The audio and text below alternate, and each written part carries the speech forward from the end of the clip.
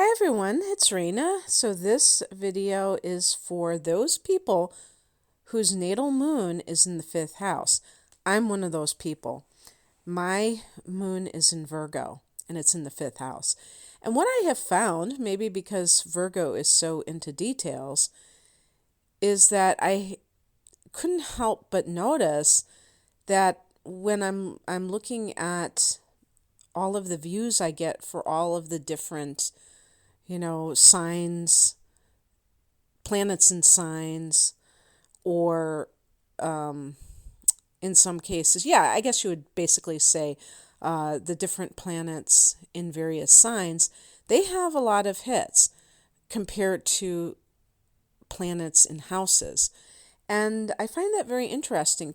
A lot of people seem to know what sign their moon is in, but not so many may take it to the next level and find out what house it's in. And this is very important because if you just know that your moon is in Virgo, you may get a very incomplete description of your emotional nature.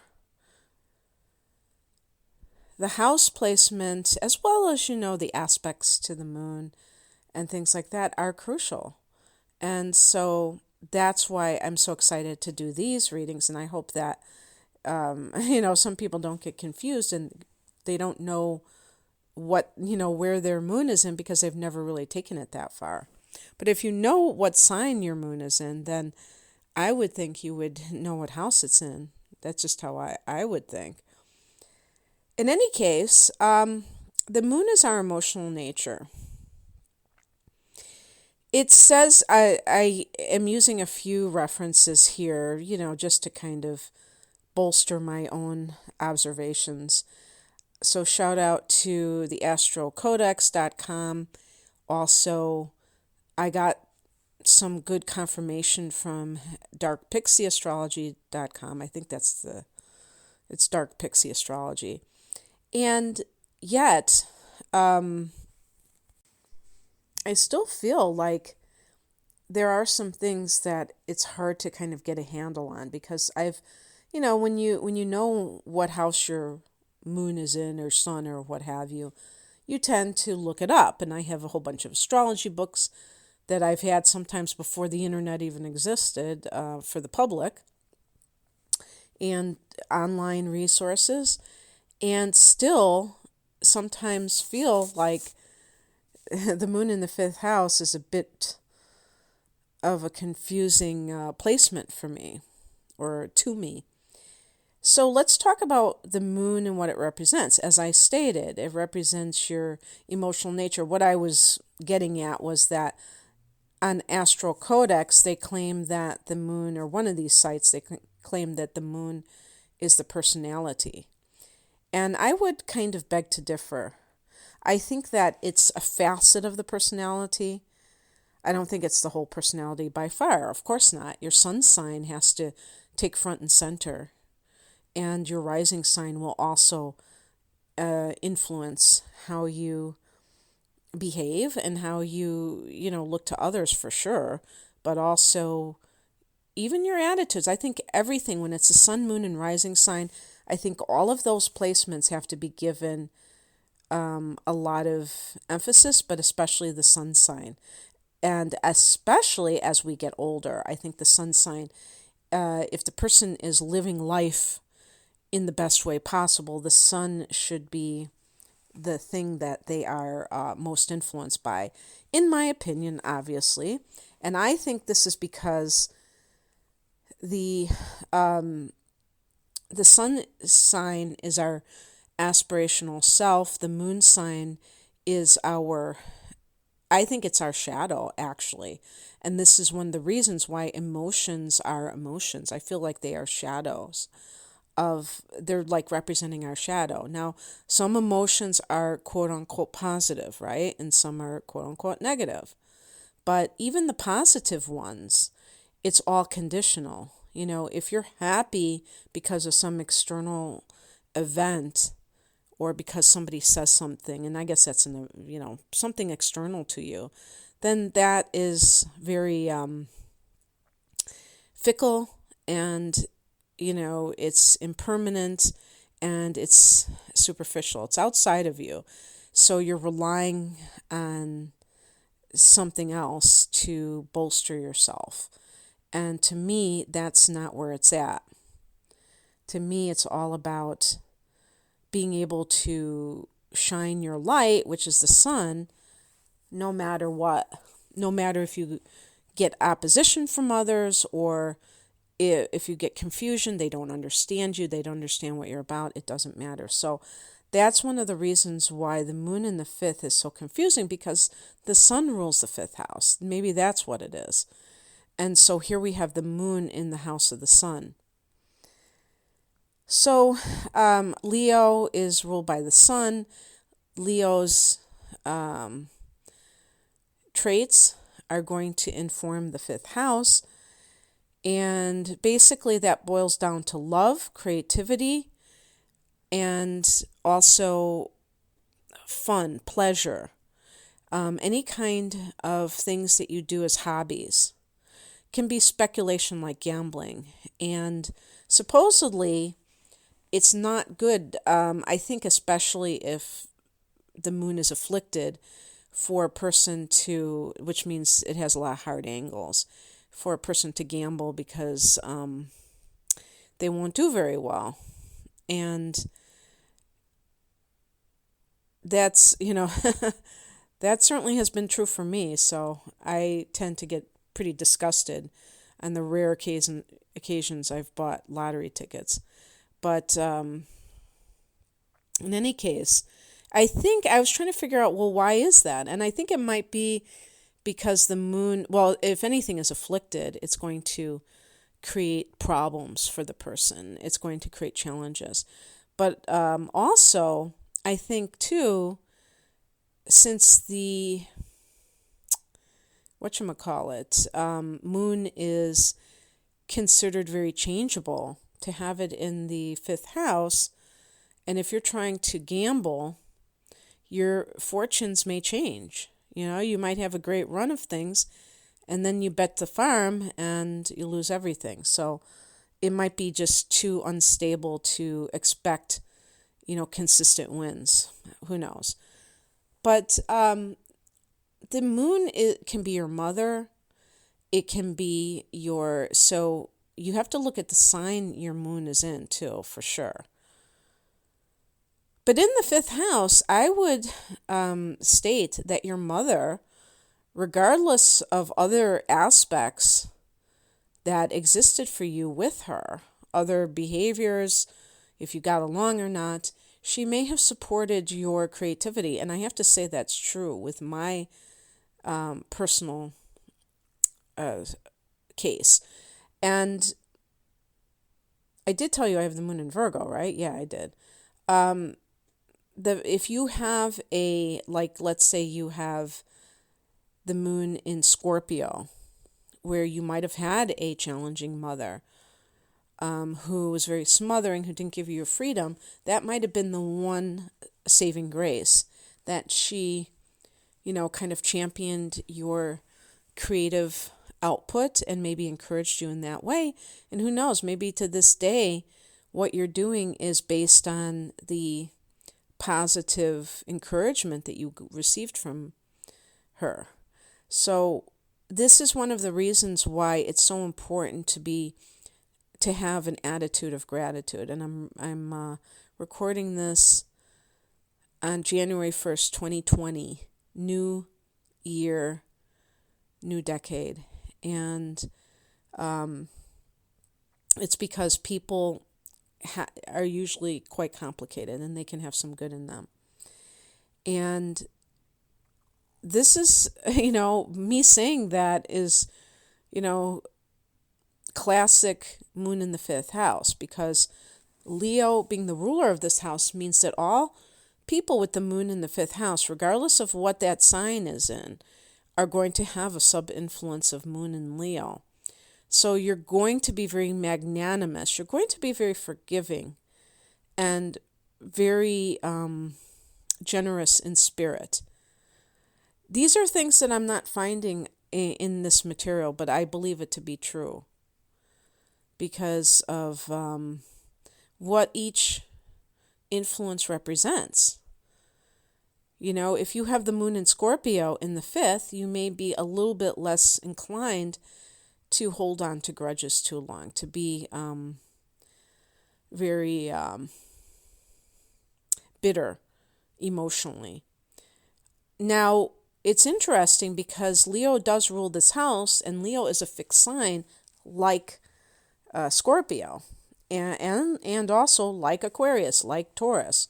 So fixed signs are known for stubbornness, regardless of what their element is. They're known for stubbornness. And yet, a Leo person, even if they have that, because the sun is so expansive, not only is Leo a fire sign, which is expansive and tending to look at the bigger picture in life, but then you have Leo as being ruled by the sun. The sun isn't petty. The sun is the center of everything. So it's almost like God. The sun is almost like, that's probably why they worshiped the sun in ancient times, because it had such a, all-pervasive importance for this earth life. And so they probably thought the sun must be God. Well, everything is God, right? I mean, at least that's what I believe, that every rock and everything is imbued with God's energy. So, the sun too. But we're talking about the moon here, and the moon is in the shadow of the sun. So, if somebody has the moon in Leo, let's just talk about somebody that has the moon in Leo, forget about the 5th house, because it is going to be kind of similar, that dynamic. There's a difference between having the sun in Leo and the moon in Leo. And this is what people have to grasp when they're learning about these planets and signs, is that there's going to be some commonalities, if that's a word, common traits, but there are going to be differences. And the difference between the sun in Leo and the moon in Leo is that the sun in Leo is simply radiating its light. It will be very confident, extroverted, larger than life, magnanimous, those types of adjectives. The moon in Leo person, might have a generous spirit, but there's always going to be this feeling of like, why can't I get the attention? Like that kind of, if you want to call it that inferiority complex, can rear its ugly head. And this is one of the reasons why the moon signs can show more of the shadow traits than the sun signs. The shadow traits for Leo, and therefore also for all of you who have the moon in the 5th house, are going to be conceit, arrogance, bullying, which is like the petty tyrant type of an attitude. Like, even if the person isn't somebody of great prominence in society, if they happen to be a supervisor in a retail store or a manager in a retail store, they will abuse their power at that level just because they need to feel significant in life. Or a parent. It's not to say that parents are insignificant, in the big picture, but they're abusing their position. Again, these are shadow traits. These are not necessarily going to show up, but they may be more likely to show up than the people with the sun in Leo, because the moon is naturally inclined to have those, the shadow is more emphasized. And there's kind of like that dependency of the moon. And that makes sense because the moon is a feminine energy, and the sun is a masculine energy. And this is not, about sexism. This is simply that the passive is feminine. The inner is feminine. I mean, even genitalia fall along those lines, right?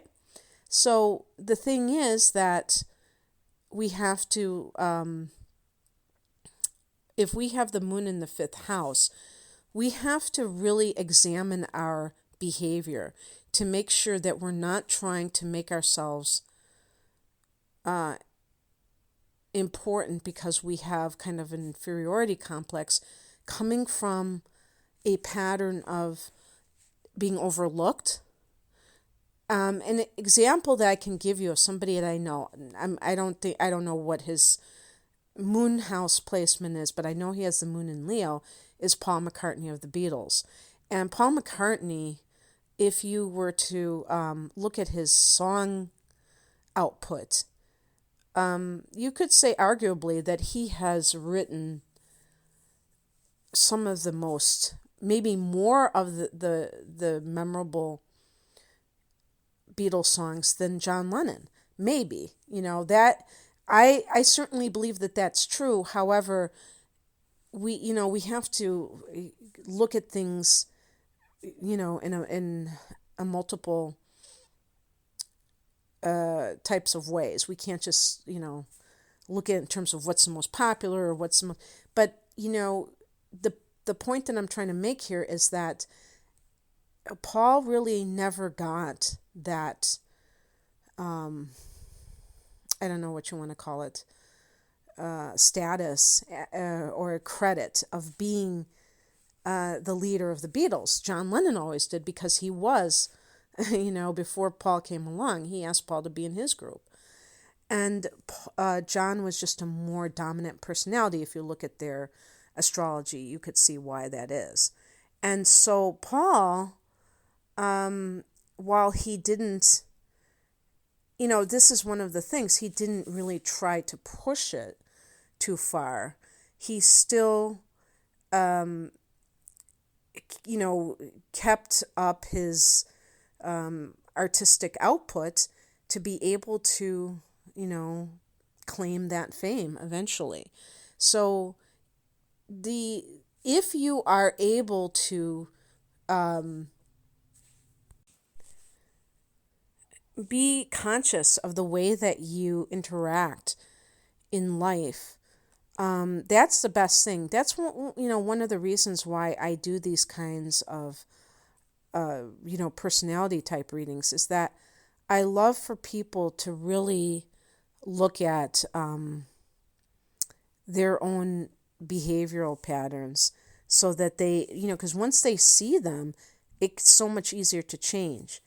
But a lot of times, these patterns are pretty unconscious, and people don't have this ability to really see things from a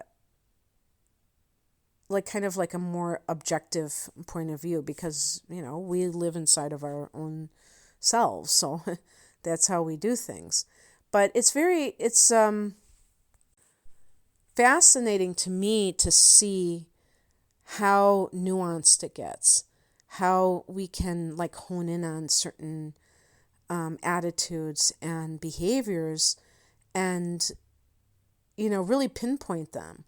And when I do this in private readings, it's a lot of fun when I get that kind of feedback where somebody is like, whoa, they feel like, and they know you don't know them, and you're not claiming to be psychic either, at least I don't. So the point is that knowledge is power. That's what I guess I'm getting at. And if you feel like you're unacknowledged in life, and yet you want to be, this could be somebody who wants attention, but you don't want to get it in a drama-seeking fashion. This is one of the things that they say about the moon in the fifth house, is a tendency to be a drama queen. And I can tell you that I don't feel that I'm a drama queen. However, if you're in the right environment, and I put that in quotes, actually it could be the wrong environment, if you're in an emotionally volatile environment, you may definitely find yourself emoting quite a bit and in a very fiery way. And I certainly can relate to that. But in general, I don't think that it's a given that you will be a drama queen.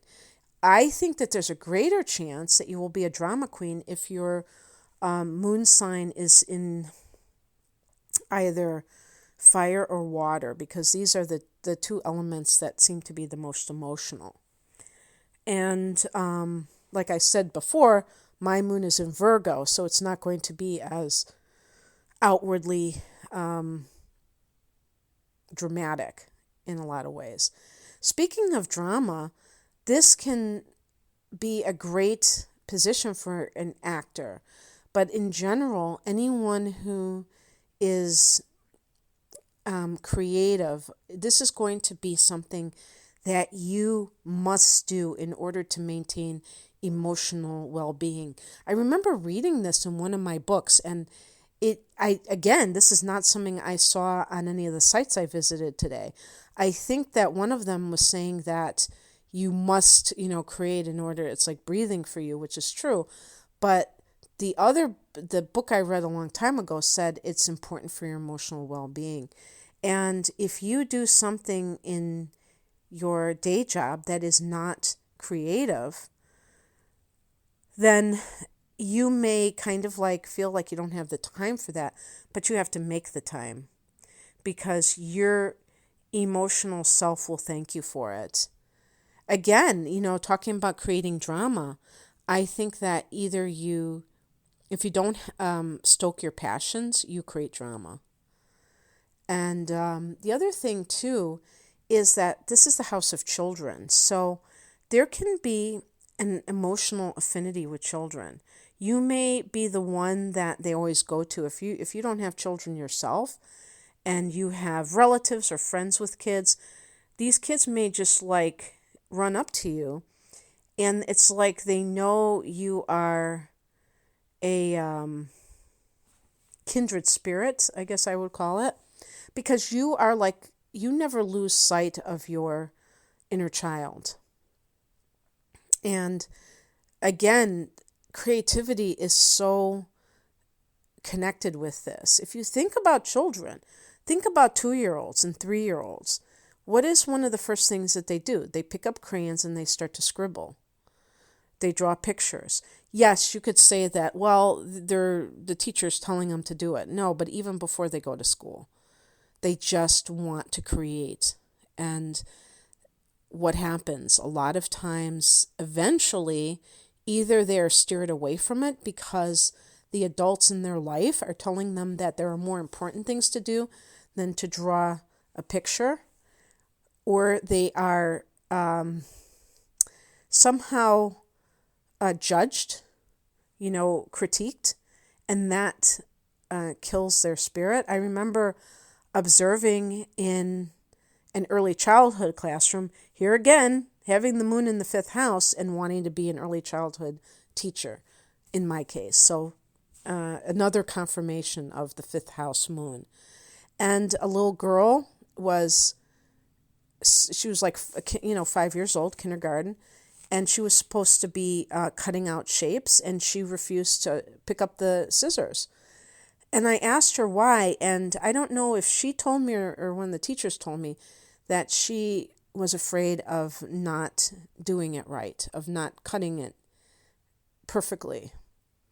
And I was thinking, oh my gosh, this is exactly what happens so often, is that a child receives criticism and then they become inhibited and they don't want to do it. So one thing that I would encourage everyone with the moon in the 5th house is to, if you don't have a creative job that you support yourself with, definitely honor your creative talents. And if you feel like you really literally do not have any creative talents, then the 5th house is also the house of sports and, games and, pleasurable activities. Maybe going to a play, going to a gallery. If you're not personally talented with art, you may be a great appreciator of it. So don't stop doing that because you think that you don't have time or things like that. The fifth house being the house of hobbies, and I think it's the house of leisure time. I think that's the other thing too. We need this. We need play. People talk about work, but we need play as well. And it's hard for adults to play. But people with the moon in the fifth house have a very playful spirit.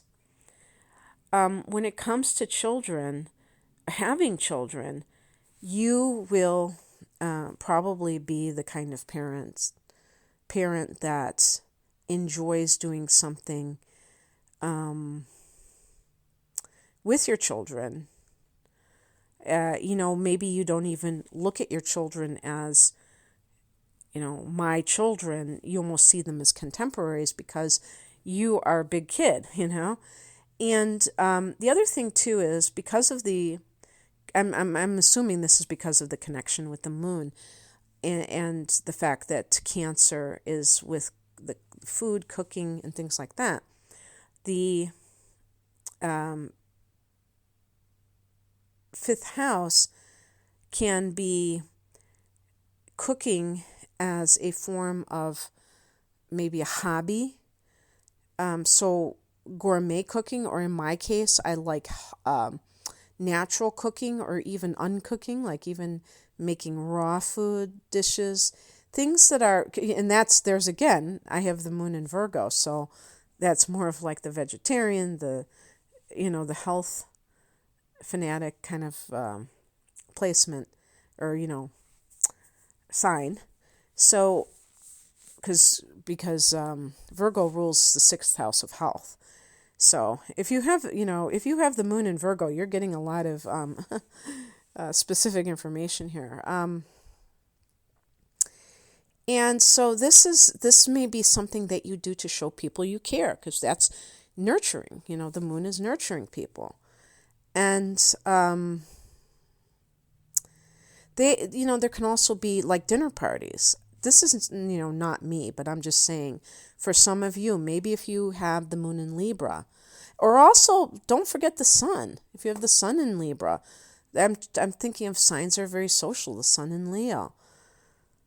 But the moon in those signs, you may be like loving to cook. Maybe you don't cook for yourself on a daily basis, but when there's a holiday or some other type of celebration, you are the one that is the go-to cook.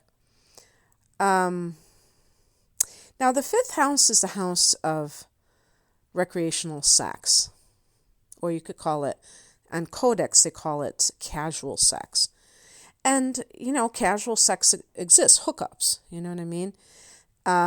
It's also the house of love, and we can say that in a general sense. I look at it as the first stage of love. So love, that infatuation stage, I assigned to the fifth house, and then the committed stage is the seventh house. Now, you still love somebody when you're committed to them, but it's a different experience because you're not in that intoxicated state anymore. You're getting on with your life. And this is the difference, where there's more of a sport, because this is the fifth house, is the house of sports, where love can become a sport. That's not necessarily good, but if the person is very fickle in love, and if your moon is in Gemini, look out for a lot of affairs and just changeable attitudes, maybe even Pisces, because a sign like Pisces would want to be loved. Actually, come to think of it, all of the water signs, if you have, including Scorpio as well, if you have, well, forget about Scorpio, because Scorpio's reality unto its own, and it's very intense, and I don't think it's, the fickle quality would not really apply too much to Scorpio. But because Cancer is ruled by the moon and Pisces is a mutable sign, it could be those signs, also Gemini in the air signs, and even Libra, because Libra might be in love with love. And what happens sometimes is that people confuse love and sex.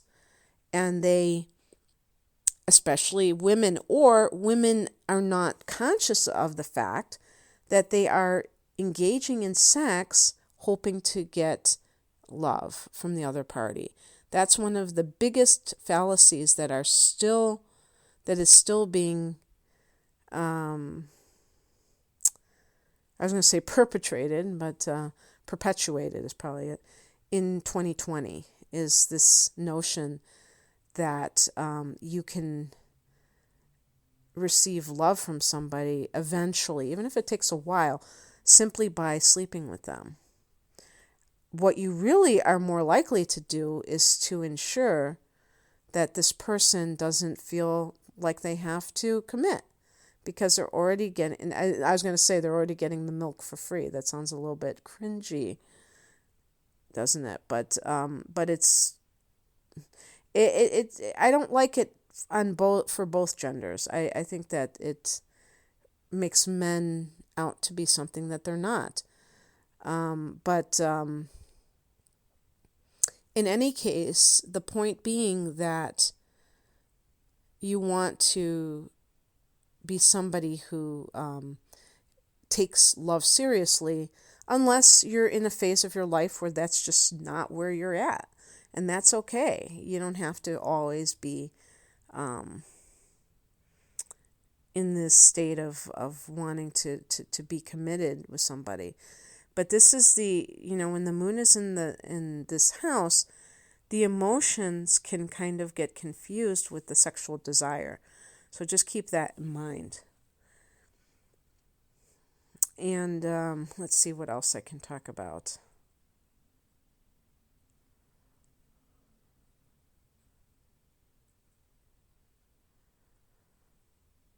Oh, well, one thing is the idea of the hedonist. And this can, now they're talking here about a lot of fun and games. I actually read someplace or heard from another astrologer that the fifth house can show addictions, and that's a little bit interesting because it is the house of pleasure. I don't know how it differentiates itself from the eighth house, which can also be about things of that nature, and certainly the 12th house. So I would have to read up more about that. If you know personally why this is the case, please write it down below. I mean, I understand that this is the house of pleasure, and if pleasure is taken too far, it becomes hedonistic. And I mean, they even use that word here. But they say that this is really about, playing, loving games and playing a lot of games and talking about childhood and things like that.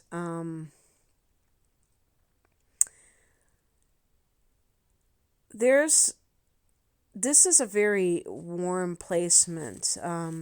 So it makes a person